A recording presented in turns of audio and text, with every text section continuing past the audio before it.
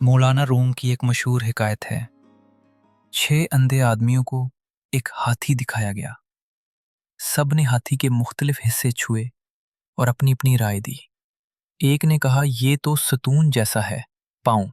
दूसरे ने कहा अरे ये तो रस्सी जैसा है, दम। तीसरे ने कहा मुझे तो दीवार जैसा लगता है, पीठ।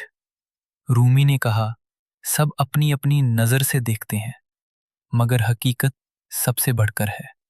हम सब इस दुनिया में अपनी अपनी समझ और तजर्बे के मुताबिक सच्चाई को पहचानते हैं, मगर हकीकत हमेशा हमारी सोच से बड़ी और वसी होती है। हर इंसान अपनी महदूद नज़र और इल्म के मुताबिक दुनिया को देखता है, जैसे अंधे हाथी के अलग अलग हिस्से को छूकर अपनी राय देते हैं।